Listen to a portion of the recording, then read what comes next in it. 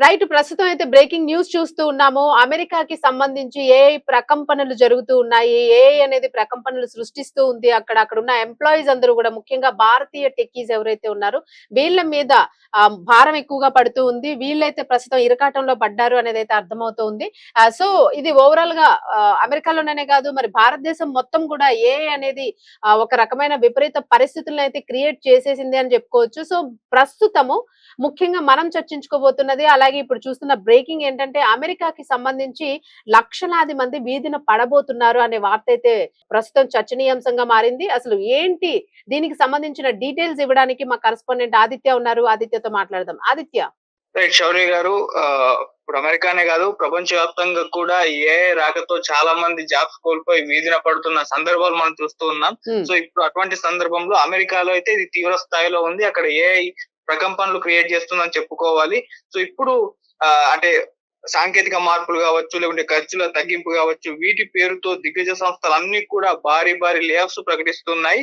ఇప్పుడు ఒక news viral అవుతుంది.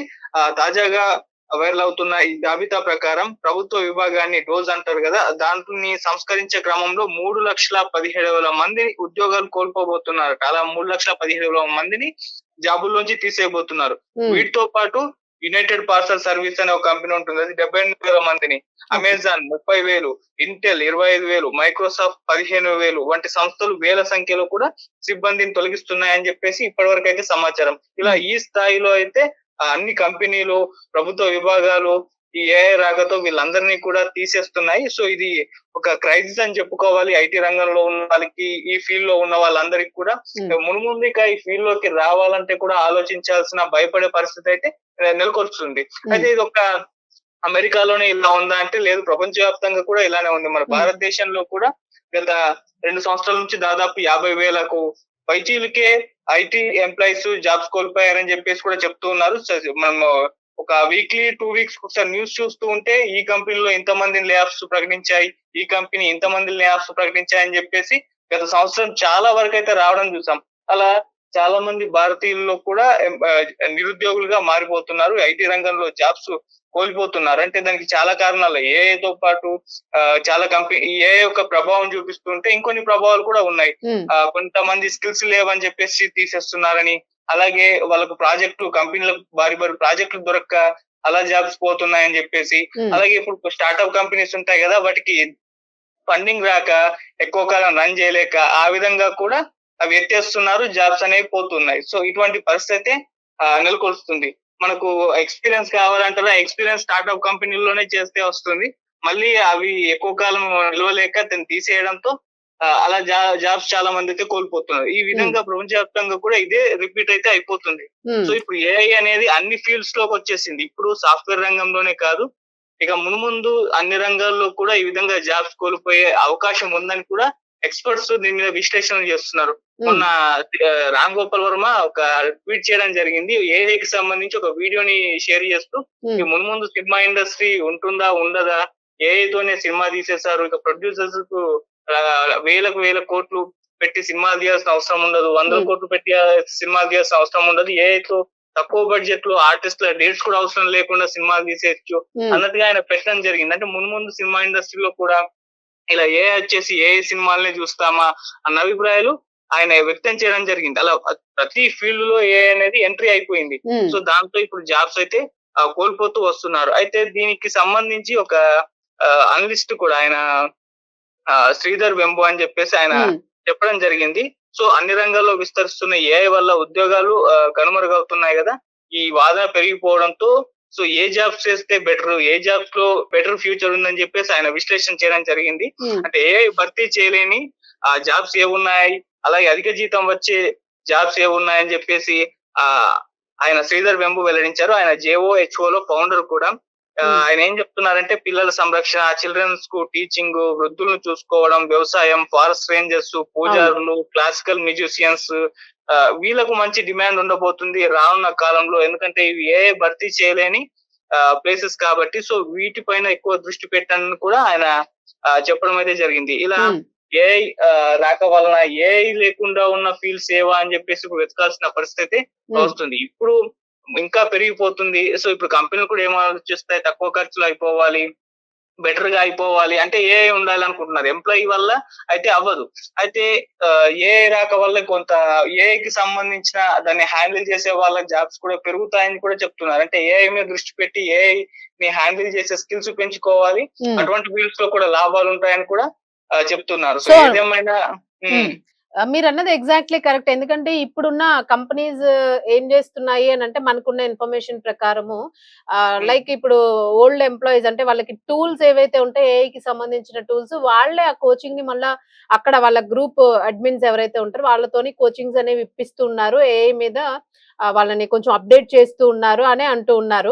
కొంతమందిని తీయాలి అనే ఉద్దేశం లేని వాళ్ళు సో తీసేయాలి ఇంకా అవసరం లేదు మేము డైరెక్ట్ ఏఐ తోని నడిపించుకుంటాము అనుకునే వాళ్ళు తీసేస్తూ ఉన్నారు. సో మీ దగ్గర ఉన్న అప్డేట్ ఏంటి? నిజంగానే కంపెనీస్ లో అలాంటి ఏఐ టెక్నిక్స్ ఉన్న వాళ్ళని తెచ్చి ఆ టీమ్ కి కోచింగ్ అనేది ఇస్తూ ఉన్నారా అవును. అంటే ఎంప్లాయీస్ ని నిలబెట్టుకోవడానికి?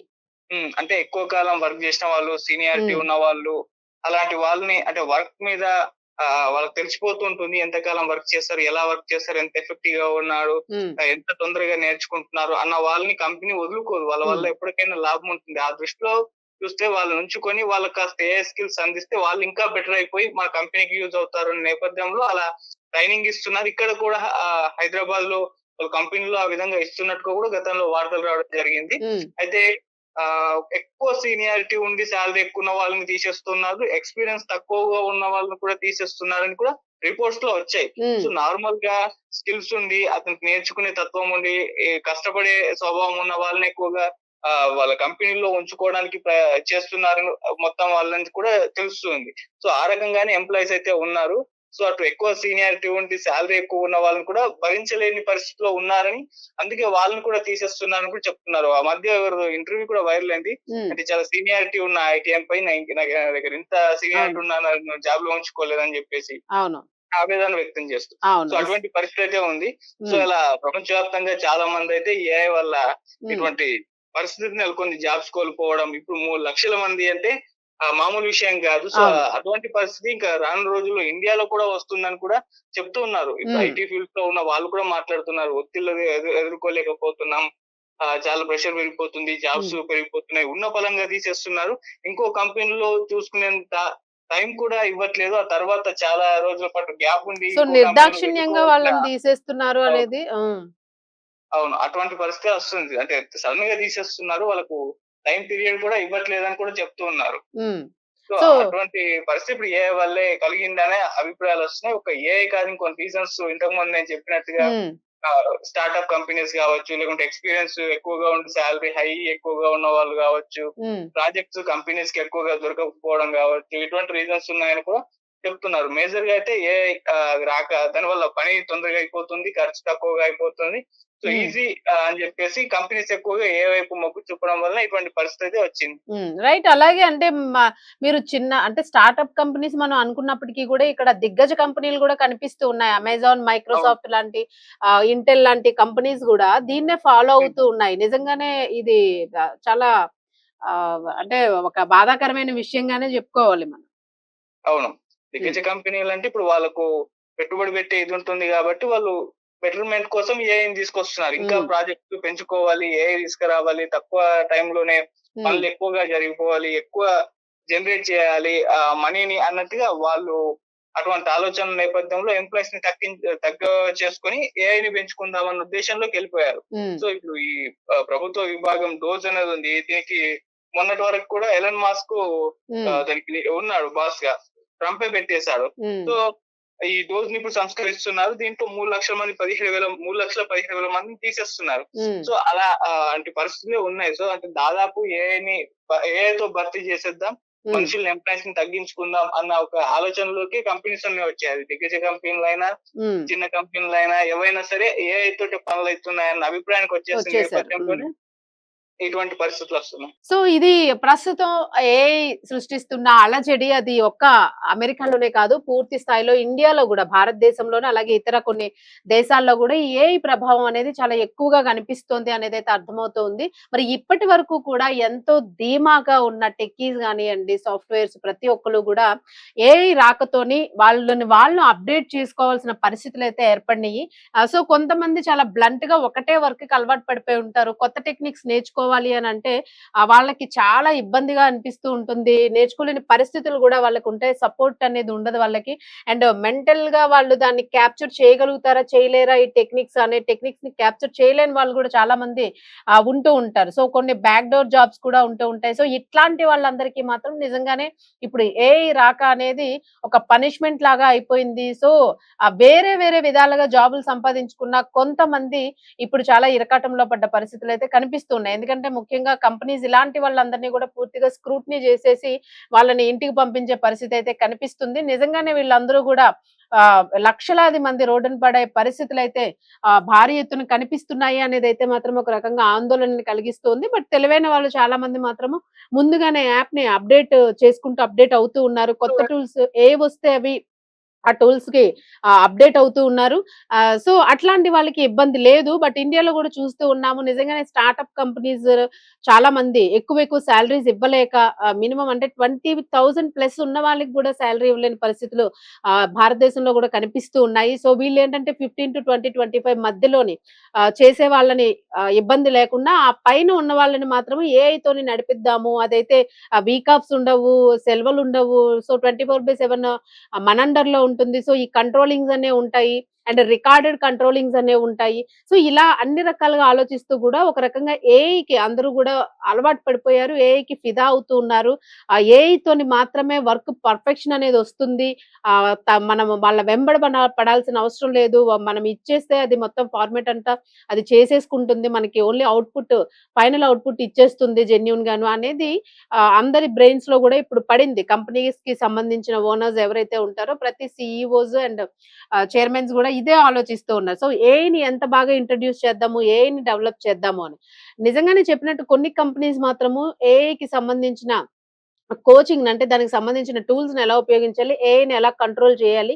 ఏఐతోని వాళ్ళ వర్క్ ఎట్లా చేయించుకోవాలి? సో, వీటన్నింటిని ఆపరేట్ చేయడానికి వాళ్ళకి ట్రైనింగ్ గూడా ఇస్తున్నారు కొన్నింటిలోని. పాత ఎంప్లాయీస్‌ని వదులుకోలేక అనే వార్తలు గూడా ఈ మధ్య అయితే పూర్తిగా చక్కర్లు కొడుతూ ఉన్నాయి. బట్ చక్కర్లు కాదు, ఇది కొంతవరకు అంటే 99% ఇది వాస్తవమే అని జెప్పేసి అనేక మంది సాఫ్ట్‌వేర్ ఎంప్లాయీస్ గానియండి, అలాగే అనేక రకాల రంగాలకి సంబంధించిన వాళ్ళు గూడా దీనికి సంబంధించి వాళ్ళ అభిప్రాయాలనైతే వెల్లడిస్తున్న పరిస్థితి. అయితే ఇది ఒక్క సాఫ్ట్‌వేర్ రంగానికే కాదు, ప్రతి ఇండస్ట్రీలో గూడాను ఏఐతోని ఏ రకంగా వర్క్ చేయించుకోవాలి. ఈవెన్ సినీ ఫీల్డ్ గూడా దెబ్బతింటుంది అని అన్నారు అనంటే, ఆ సినీ ఫీల్డ్‌లో లక్షలాది మందికి ఉపాధి ఉంటుంది. వేలాది మంది టెక్నీషియన్స్, వందలాది మంది టెక్నీషియన్స్ వర్క్ చేస్తూ ఉంటారు. సో, దీన్ని గూడా కుదించేద్దాము.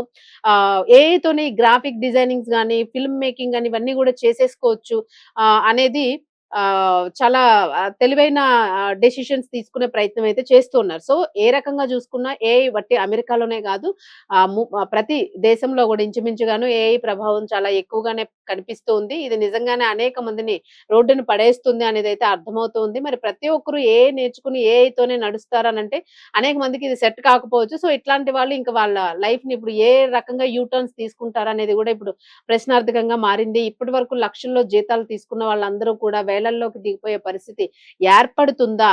ఫైనాన్షియల్ క్రైసిస్ అనేవి వచ్చేస్తాయా అనే ఒక భయం గూడా కలుగుతూ ఉంది అనేదైతే ఇక్కడ మనకి క్లియర్ పిక్చర్ కనిపిస్తుంది. సో, దీనికి సంబంధించి అనేక మంది అనాలిసిస్ గూడా ఇస్తూ ఉన్నారు. సో, అప్‌డేట్ ఎట్లా ఉంటుంది ఏంటి అనేదైతే చూడాల్సి ఉంది. మరి అనేక దిగ్గజ కంపెనీలు లైక్ మైక్రోసాఫ్ట్, ఇంటెల్, అమెజాన్ ఇట్లాంటి కంపెనీస్ గూడా ఏఐ గురించి ఆలోచిస్తున్నాయి అనంటే, అసలు మైక్రోసాఫ్ట్, అమెజాన్ వీటిల్లో జాబ్ వచ్చిందంటే కాలర్ ఎగరేసుకొని తిరిగేవాళ్ళు. సో, ఇప్పుడు అట్లాంటి వాళ్ళందరూ గూడా రోడ్డుపైకొస్తారు అనంటే ఒక రకంగా బాధాకరమైన విషయమే. ఎందుకంటే ప్రతి ఒక్కరికి కూడా ఒక ఫైనాన్షియల్ సెటిల్‌మెంట్ అనేది ఉంటూ ఉంటుంది. సో, అది కంప్లీట్‌గా డిస్టర్బ్ అయిపోయే ఛాన్సెస్ ఎక్కువగా కనిపిస్తూ ఉన్నాయి. సో, ఇది ఇవాల్టి అప్డేట్. మరిన్ని లేటెస్ట్ అప్డేట్స్ కోసం చూస్తూనే ఉండండి రెడ్ టీవీ.